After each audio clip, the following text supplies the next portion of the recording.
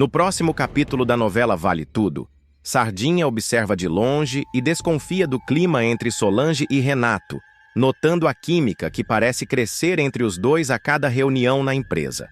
Enquanto isso, Maria de Fátima conta para Raquel que está com Afonso, revelando um novo capítulo em sua vida amorosa. Raquel, surpresa, questiona se ela tem certeza sobre esse relacionamento, mas Maria de Fátima sorri, confiante de que encontrou alguém que a entende. Laís, por sua vez, fica estupefata com a chegada repentina de Marco Aurélio na pousada, que vem ver Sarita. A tensão no ar é palpável, e Laís não consegue evitar de pensar nas implicações que isso pode ter. Antes de continuar, clique no botão de gostei, se inscreva no canal e comente qual é o seu personagem preferido da novela. César, por sua vez, tira dinheiro da conta de Maria de Fátima, uma ação que parece ser parte de um plano maior que ele não revela a ninguém. Laís, preocupada com o interesse de Marco Aurélio em ficar com a guarda de Sarita, decide pedir ajuda a Raquel. Precisamos agir rápido, Raquel. Ele não pode levar Sarita embora. Enquanto Raquel pondera as opções.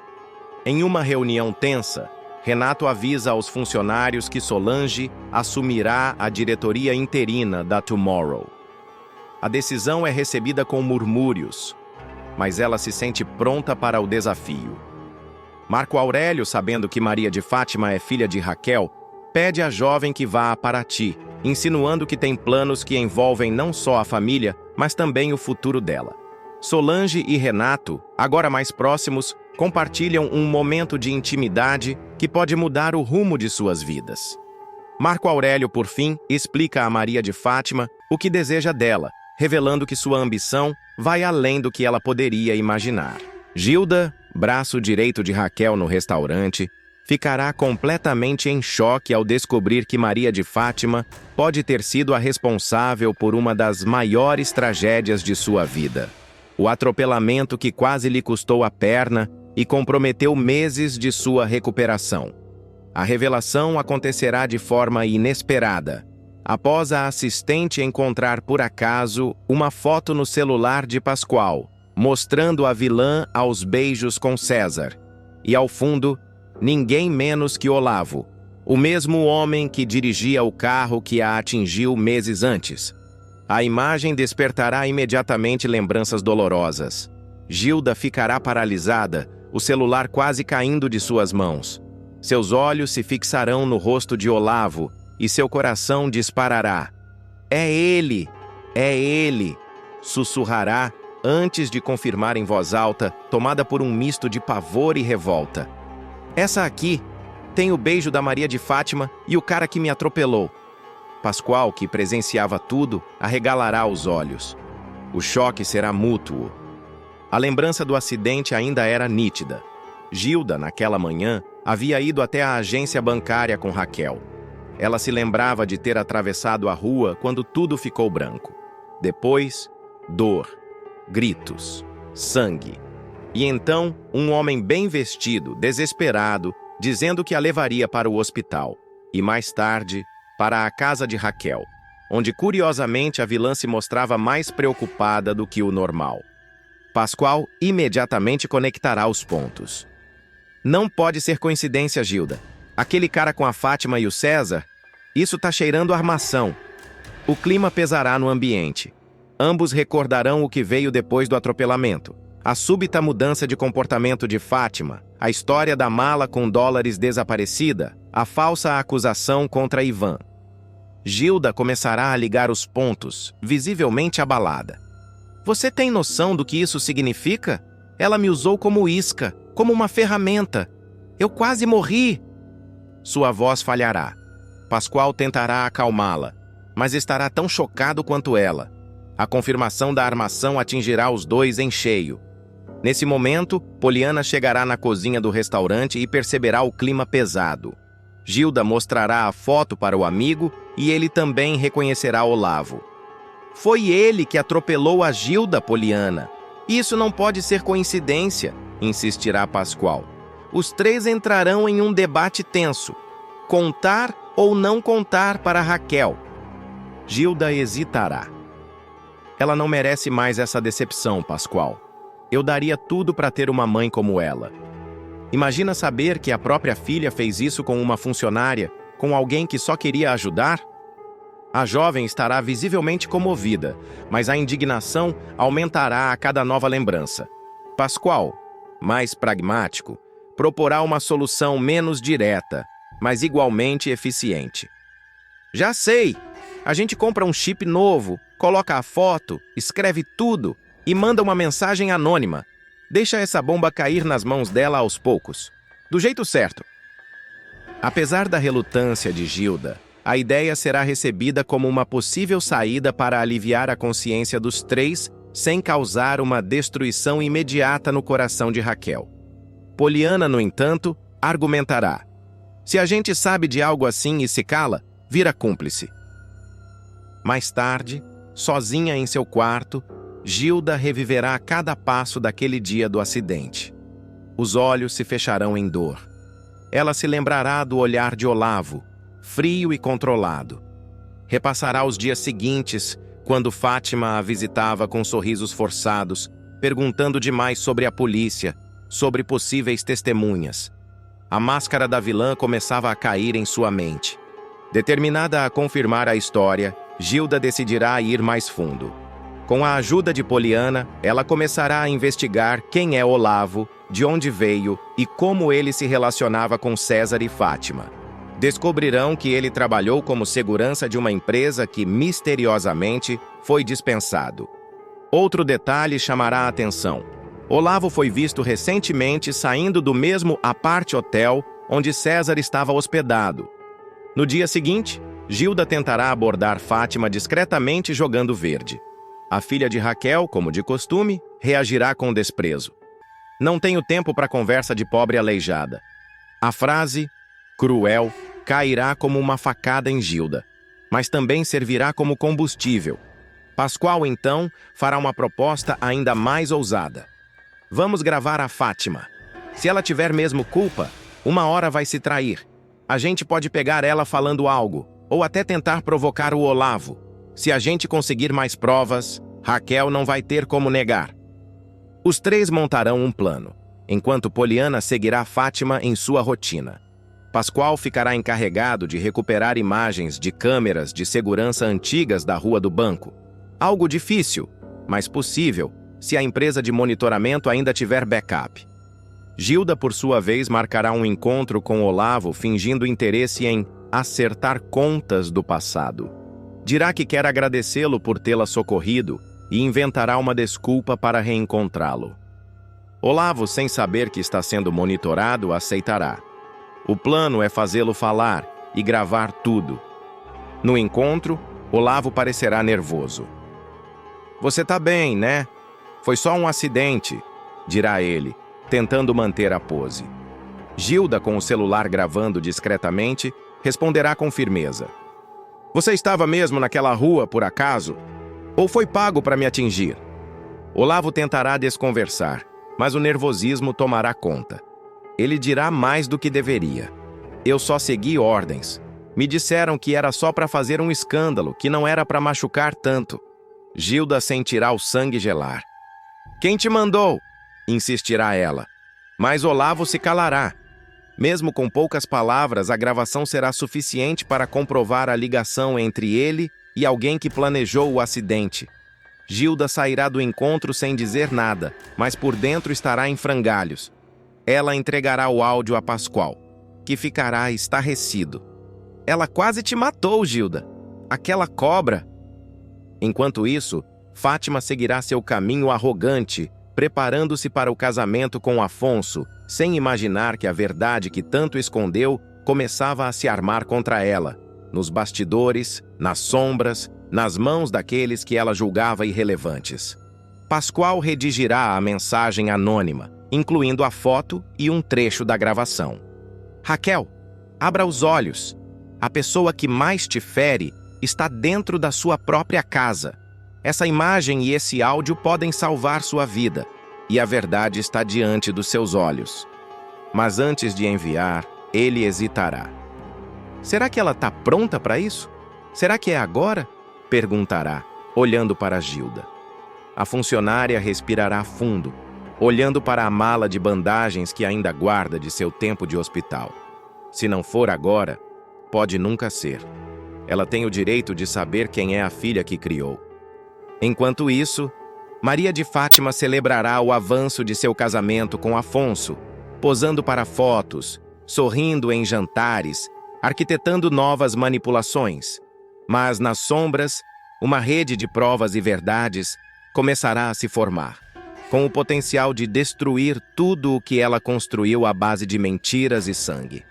Na manhã seguinte, Raquel abrirá o restaurante como de costume, sem imaginar que uma simples mensagem anônima será capaz de mudar completamente a sua visão sobre a própria filha. Enquanto verifica os pedidos do dia, ouvirá o celular apitar. Ao desbloquear a tela, verá uma mensagem desconhecida, com um chip de número oculto. Raquel, esta imagem pode abrir seus olhos. A verdade sempre aparece. Ouça com atenção. Junto à mensagem, a foto de Maria de Fátima aos beijos com César, tendo ao fundo o rosto de Olavo.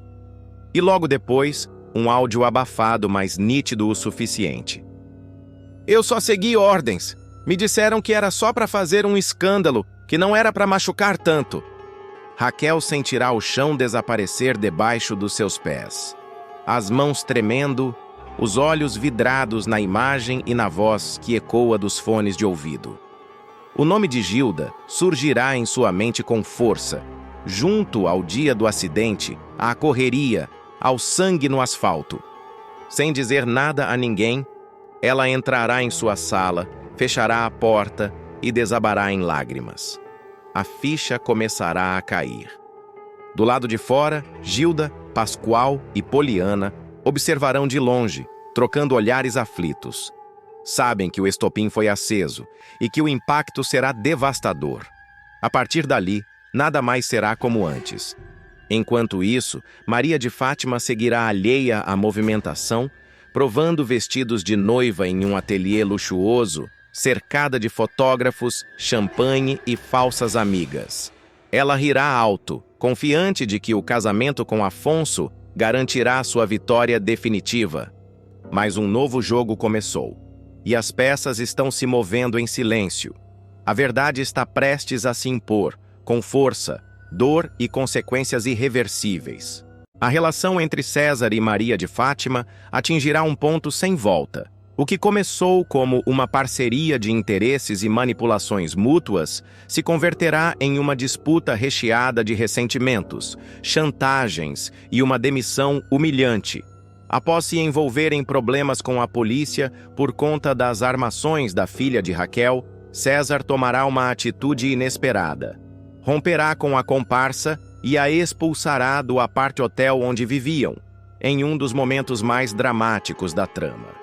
A gota d'água virá quando César perceber que está arriscando não apenas sua liberdade, mas também sua carreira e reputação por causa das trapaças de Fátima. Envolvido involuntariamente em um escândalo com a polícia, ele decidirá cortar o mal pela raiz. Não sou mais teu capacho, Fátima. Acabou. Some da minha vida, dirá ele, transtornado, antes de jogá-la para fora do local. Sem dó, colocará todas as roupas e pertences da moça em sacolas de supermercado, atirando-as no corredor, na frente de outros hóspedes, expondo-a ao vexame público. Fátima, sem chão, observará em choque as sacolas plásticas rasgadas no chão, com roupas caras e lingerie espalhadas. A humilhação será tanta que ela passará da tristeza para o ódio em segundos. Eu não acredito nisso. Eu vou matar o César. É isso que eu vou fazer. Eu vou matar ele, gritará aos prantos, sendo contida por um segurança do hotel que ameaçará chamar a polícia caso ela continue causando escândalo no local. Ainda tomada pela ira, Fátima partirá para o contra-ataque. Ela entrará em contato direto com Marco Aurélio. Eu quero que você demita o César, agora, ou eu mesma conto tudo o que sei sobre você para a imprensa. Marco Aurélio, intrigado e ao mesmo tempo satisfeito com a oportunidade de se livrar do funcionário que já vinha sendo incômodo, assentirá quase de imediato. Demitir o César? Mas não precisa nem pedir 2 vezes, minha querida. Sem perder tempo, Marco Aurélio ordenará que Freitas, seu braço direito, execute a demissão pessoalmente. Em poucos minutos, Freitas ligará para César, que estará no bar, tentando afogar a mágoa em um copo de uísque barato. É um ajuste no seu status que vai passar de empregado para desempregado, avisará com um toque de deboche. Desempregado?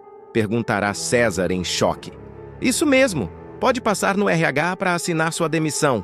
Boa sorte, concluirá Freitas, encerrando a ligação de forma seca. O malandro, tomado por indignação, esmurrará o balcão do bar, derramando bebida e derrubando o copo. Aquela desgraçada me ferrou e o Marco Aurélio ainda foi na onda dela, gritará revoltado. A dor da rejeição será dobrada pelo gosto amargo da humilhação profissional. Nos dias seguintes, César vagará pelas ruas do Rio de Janeiro sem rumo certo, pulando de bar em bar, sem dinheiro nem prestígio, amaldiçoando o dia em que conheceu Maria de Fátima. Enquanto isso, Fátima, impiedosa, celebrará sua vitória temporária. Ele pensou que podia me descartar como lixo. Agora vai sentir na pele o que é ser chutado, dirá, sorrindo com os lábios, mas mantendo nos olhos o brilho sombrio de quem não admite ser contrariada. Odete, por sua vez, observará a jovem com interesse e certo receio. Você tem um talento peculiar para a destruição, minha cara. Deve ter herdado isso da mãe. Mas cuidado, quanto mais alto o voo, maior pode ser a queda. Alertará a vilã, acendendo um cigarro com elegância. Fátima fingirá não se importar com o aviso e responderá: se depender de mim, eu é que vou fazer todo mundo cair, um por um. De volta à realidade dura, César tentará reverter sua situação, apelando para contatos antigos. Lembrará de reuniões, favores, promessas não cumpridas. Tentará marcar almoços, cafés, mas receberá apenas recados vazios e olhares de desprezo. O telefone não tocará mais. As portas antes abertas se fecharão uma a uma. Até mesmo o porteiro do prédio de luxo onde morava se recusará a abrir a porta para ele sem autorização prévia. Ordem da administração, senhor César, dirá, constrangido. Desesperado, o malandro irá atrás de Raquel, com a cara lavada, pedindo ajuda. Mas encontrará a empresária irredutível. Depois do que você fez com a minha filha, ainda tem a cara de vir aqui pedir ajuda? Vocês merecem, César, retrucará ela, expulsando-o do restaurante. Na calçada, César sentirá o peso da rejeição e da solidão. Vagará pelas ruas com os olhos marejados até parar diante da vitrine de uma agência de emprego, onde lerá o aviso: vagas temporárias para auxiliar de limpeza. Enquanto César afunda, Fátima começa a traçar novos passos rumo ao poder. Agora livre do antigo comparsa, ela voltará seus olhos para Afonso, planejando usar o noivado com o rapaz como trampolim definitivo para entrar de vez na alta sociedade carioca. Mesmo sem amor verdadeiro, ela usará o relacionamento como ferramenta estratégica.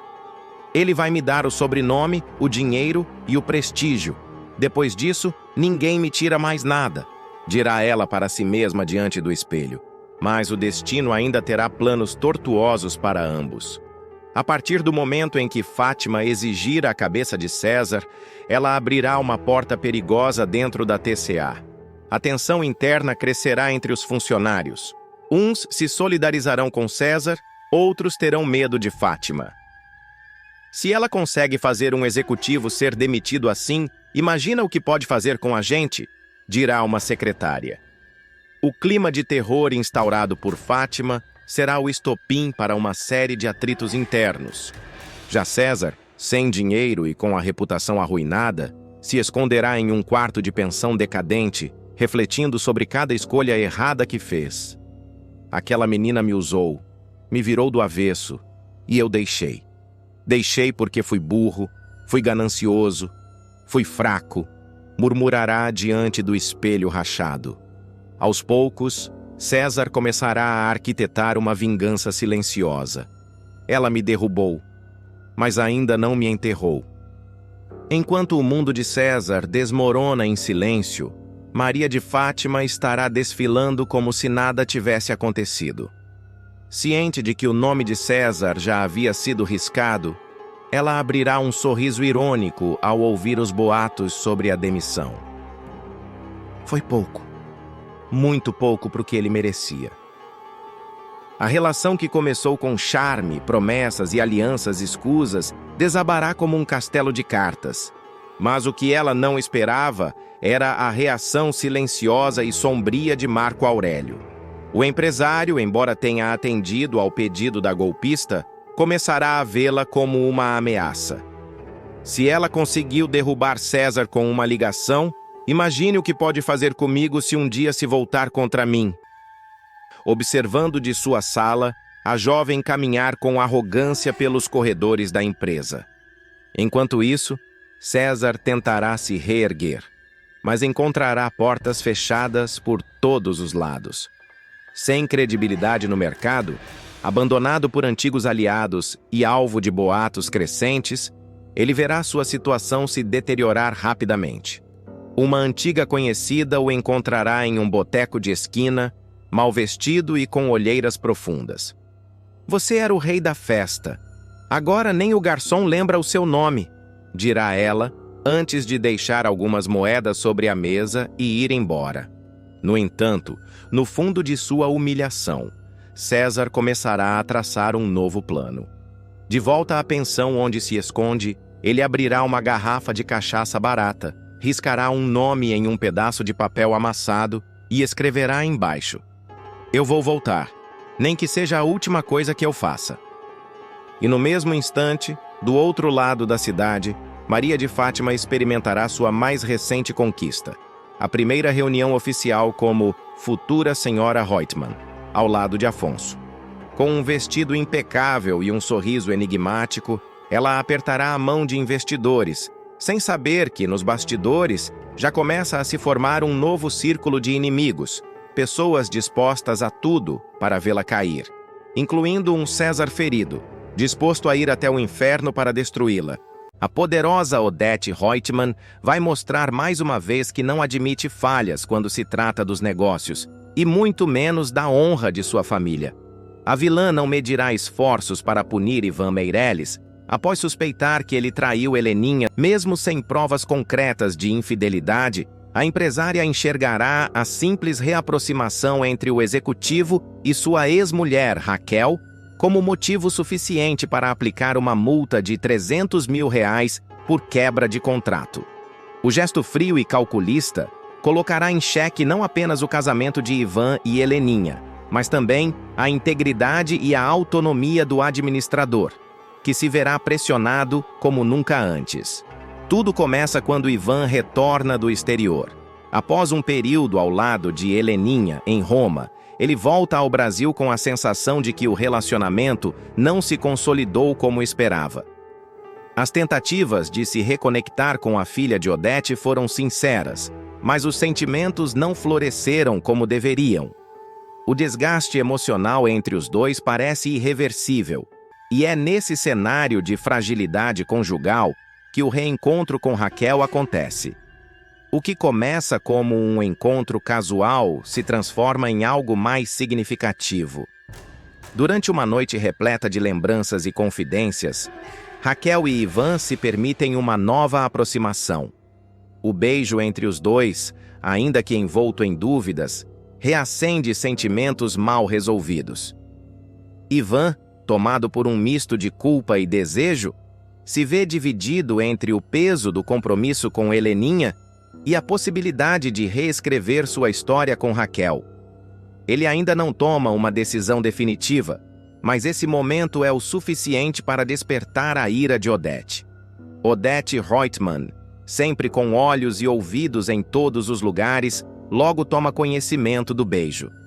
Embora Ivan ainda não tenha formalizado nenhuma separação, ela interpreta a situação como uma traição direta à sua filha, e também à sua autoridade. Decidida a agir, ela convoca o genro para uma conversa nada amistosa nas dependências da TCA, sua poderosa empresa. O clima é tenso. Odete chega pontual. com o semblante austero, vestindo uma de suas roupas sóbrias que impõem respeito e medo ao mesmo tempo. Com o contrato de união estável em mãos, Odete não perde tempo. Sem rodeios, ela informa a Ivan que ele será cobrado por quebra de cláusula contratual. O valor? Nada menos que R$300 mil. O executivo, pego de surpresa, tenta argumentar. Você vai me cobrar uma multa porque eu jantei com a Raquel? Rebate, sem esconder a indignação. Odete, impassível, dispara. Eu sou do tipo que cobra tudo. E o tom com que pronuncia a frase faz Ivan entender que não há espaço para negociação. Ao menos não nos moldes que ele desejaria. Na sequência, Odete joga sua última carta. Propõe que Ivan volte para casa e recomece com Heleninha. Você ainda pode consertar isso, pode provar que está ao lado da minha família. Eu não estou te chantageando. Eu estou te perguntando se você ainda é um dos nossos, afirma com voz firme, sem alterar uma vírgula de seu tom ameaçador. É claro que a proposta não é um convite genuíno. Trata-se de uma imposição disfarçada, onde a escolha de Ivan é limitada a 2 caminhos: submeter-se ou enfrentar o poder de Odete. Mesmo pressionado, Ivan se recusa a ceder. Se você achar que é melhor me demitir, me processar, pode ficar à vontade, porque eu não fiz nada de errado, afirma ele, olhando diretamente nos olhos da sogra. O gesto surpreende. Não é comum que alguém a enfrente daquela forma. Mas naquele instante, Ivan decide que não permitirá mais que a empresária controle cada passo de sua vida pessoal e profissional. Odete, por sua vez, percebe que está lidando com um homem diferente. Talvez a experiência em Roma tenha amadurecido Ivan mais do que ela imaginava. Mas isso não significa que ela deixará barato. Muito pelo contrário, Odete começa a traçar novos planos para minar a credibilidade do genro. Com seus contatos no alto escalão e uma rede de informações bem estruturada, ela promete transformar a vida de Ivan em um campo minado. A cobrança da multa será apenas o primeiro passo. Enquanto isso, Heleninha, ainda abalada emocionalmente, não sabe de toda a extensão da situação. Ela percebe que Ivan está distante, mas acredita que ele esteja apenas cansado da viagem. O conflito interno da jovem começa a se intensificar quando ouve rumores sobre a aproximação entre seu marido e Raquel. O nome da ex-mulher de Ivan volta a circular pelos corredores da empresa e nos salões frequentados pela elite carioca. Heleninha, instável, começa a questionar sua própria sanidade e mergulha novamente em um estado de inquietação. Raquel, por sua vez, não pretende interferir no casamento de Ivan. Ela também não deseja reatar por impulso, mas não pode negar que ainda sente algo por ele. Quando Ivan a procura para esclarecer os últimos acontecimentos, os dois têm uma conversa honesta. Raquel é direta. Não quer ser pivô de nenhum escândalo, e muito menos ser usada como desculpa para que Ivan fuja de seus problemas com Odete. A tensão cresce quando a imprensa começa a farejar a crise no casamento de Ivan e Heleninha. Um jornalista que cobre a alta sociedade obtém informações sobre a cláusula contratual e o suposto valor da multa. O burburinho chega à redação de uma revista semanal e uma matéria quase escandalosa ameaça vir à tona. Odete tenta abafar a situação, mas o estrago já está feito. A notícia vaza e, ainda que sem citar nomes, insinua que um executivo da TCA pode ter sido penalizado financeiramente por uma traição conjugal. A repercussão é imediata. A diretoria da TCA exige explicações. Alguns acionistas passam a questionar a mistura entre assuntos pessoais e decisões empresariais. Odete, porém, mantém sua postura. Alega que tudo está dentro dos limites legais e que o contrato assinado é legítimo. Ela não recua e ainda manda recado. Na minha família, palavra dada é palavra cumprida. E contrato, meu caro, é sagrado. Ivan, cada vez mais encurralado, começa a perder o sono. A cobrança judicial da multa não tarda a chegar. Advogados são acionados. O caso ganha contornos públicos e, mesmo sem confirmação oficial, já se especula que a exigência partiu de Odette Reutemann. A imprensa começa a pintar a empresária como uma matriarca impiedosa. Mas Odette pouco se importa com sua imagem. Seu único foco é restabelecer a ordem, a sua ordem, dentro e fora de casa. A tensão familiar atinge novos níveis quando Maria de Fátima tenta se aproveitar da situação.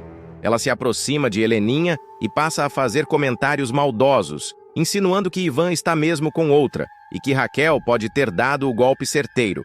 Odette, ciente das jogadas, avisa: Fátima, cuidado para não passar dos limites. Você pode ser útil, mas também é descartável. Enquanto isso, Heleninha desaba nos braços de Celina, sua confidente. A jovem confessa que sente que está perdendo o marido e que não sabe mais quem é ou o que quer. A possibilidade de uma recaída no álcool volta a assombrá-la. Celina tenta acalmá-la, mas teme que a situação saia do controle. Ao mesmo tempo, Ivan começa a considerar abandonar tudo: o cargo na TCA, o casamento com Heleninha, a guerra com Odette. Ele se sente sufocado e percebe que qualquer passo em falso poderá ser usado contra ele no tribunal ou nos corredores da empresa. Heleninha, por sua vez, vai afundando em um mar de inseguranças. A cobrança da mãe, os boatos na imprensa, as insinuações maldosas de Maria de Fátima e o distanciamento de Ivan a colocam à beira de um colapso emocional. Cada vez mais abatida, ela se fecha em casa e evita eventos sociais, recusando convites da alta sociedade e reuniões na TCA. Celina tenta intervir, mas Heleninha prefere o silêncio. Ela quer entender por si só se foi traída de fato, e se quer, ou não, continuar ao lado de Ivan. Enquanto a guerra jurídica e emocional se desenrola, Ivan tem uma conversa definitiva com Heleninha. Ele a procura em casa e, diante de seu silêncio, abre o coração. Fala sobre o beijo em Raquel, assume o erro, mas garante que jamais teve intenção de machucá-la. Foi um impulso, uma fraqueza. Não justifica, eu sei, mas não foi traição, foi confusão, explica. Heleninha, entre lágrimas, escuta tudo em silêncio. O olhar dela carrega dor, mas também uma espécie de libertação. Pela primeira vez, ela se sente dona da própria decisão. Ivan, ao saber da decisão de Heleninha, sente uma mistura de alívio e tristeza. Ele sabe que a batalha está longe de acabar. A disputa judicial segue em andamento, a pressão dentro da TCA continua, e a perseguição a Raquel não dá sinais de cessar. Mas pela primeira vez em muito tempo, Ivan sente que agiu conforme seus princípios. E está disposto a pagar o preço por isso. Afonso pode ser filho e não sobrinho de Celina. Uma reviravolta impactante está prestes a chacoalhar as estruturas da família Reutemann. O que parecia ser apenas mais um segredo escondido no passado sombrio de Odette Reutemann poderá vir à tona e mudar radicalmente o rumo da trama. Afonso, o jovem herdeiro bilionário, pode não ser filho biológico de Odette, mas sim de sua irmã, Celina. Essa revelação pode desencadear uma série de desdobramentos emocionais e familiares, abalando a confiança de Afonso em tudo o que acreditava sobre sua origem. Até então criado como filho legítimo da poderosa Odette, Afonso descobrirá que sua verdadeira mãe pode ser justamente a figura que ele sempre tratou como uma simples tia amorosa e discreta, Celina. Tudo teria começado décadas atrás, quando Celina vivia um casamento de fachada com um empresário muito mais velho, escolhido por Odette. A própria vilã já teria mencionado, em tom de orgulho, que foi responsável por arrumar um bom partido para a irmã. Um homem de posses, mas estéril, com quem Celina jamais teve um envolvimento verdadeiro.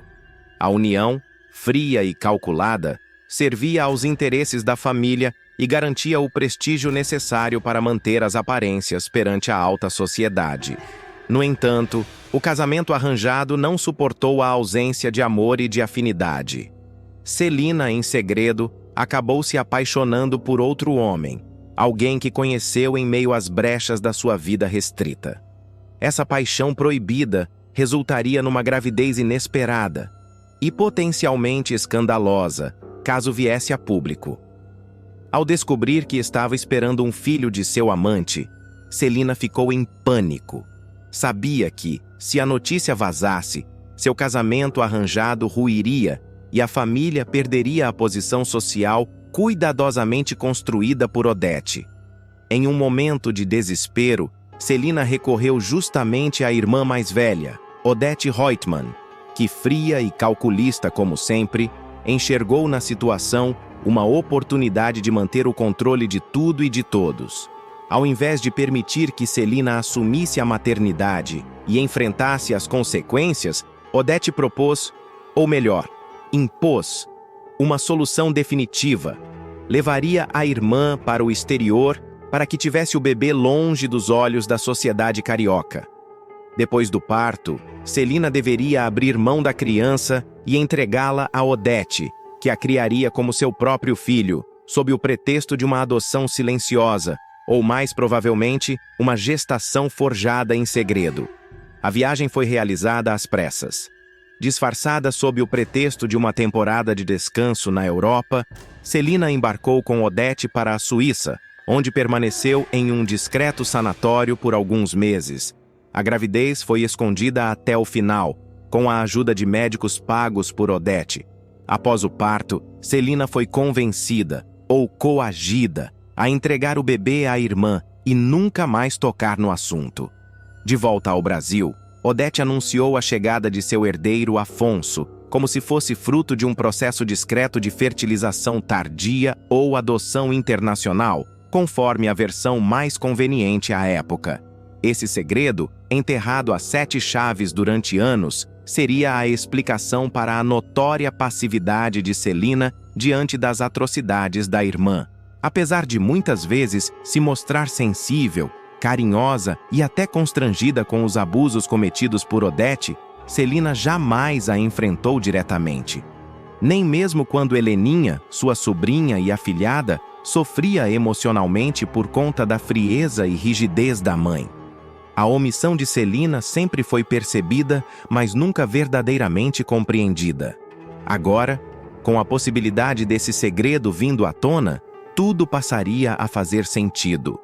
Celina teria rabo preso com Odete, uma dívida moral e emocional que a impedia de confrontá-la, por medo de perder tudo, ou pior, de destruir a vida do próprio filho. No entanto, tudo isso começará a ruir quando Afonso, por meio de indícios soltos e comentários maliciosos de terceiros, começar a desconfiar de sua verdadeira origem. Pode ser através de um bilhete antigo, uma fotografia guardada com carinho por Celina, ou até mesmo uma declaração da empregada antiga da família, que acompanhou de perto as movimentações suspeitas daquelas viagens ao exterior. As peças começarão a se encaixar, e Afonso perceberá que há algo muito estranho por trás da sua certidão de nascimento e da história contada por Odete. Em um primeiro momento, ele ficará desnorteado. Sua identidade será abalada, e a confiança que sempre teve em Odete começará a se deteriorar. O jovem não entenderá por que foi enganado por toda a vida e sentirá um misto de raiva, tristeza e traição. O vínculo que tem com Celina também será colocado em xeque, já que ele passará a vê-la com outros olhos. Tudo aquilo que antes era afeto de sobrinho para tia poderá se transformar em uma busca desesperada por respostas e por uma reconexão com a figura materna que, de fato, sempre esteve ali, mas silenciada por conveniências e manipulações. Ao mesmo tempo, Celina, acuada pela pressão, será levada a um dilema profundo: contar toda a verdade e arriscar perder o amor de Afonso ou continuar sustentando a mentira para proteger o castelo de areia que construiu com Odete. A culpa que ela carrega por tantos anos a deixará fragilizada. A consciência pesada, a saudade não expressa e o silêncio imposto por décadas pesarão mais do que nunca. Odete, por sua vez, ao perceber que o cerco está se fechando, Poderá tentar manipular ainda mais a irmã e o sobrinho para impedir que o escândalo seja revelado. Afonso exigirá saber a verdade, olhos nos olhos, implorando por sinceridade. Você é minha mãe, tia Celina? Me diga agora. Eu mereço saber, dirá o rapaz, visivelmente abalado. Celina, entre lágrimas, hesitará. Seu coração estará dilacerado entre a vontade de confessar e o medo das consequências. As memórias do passado, o momento do parto, o choro do bebê, o olhar frio de Odete, tudo voltará com força total em sua mente.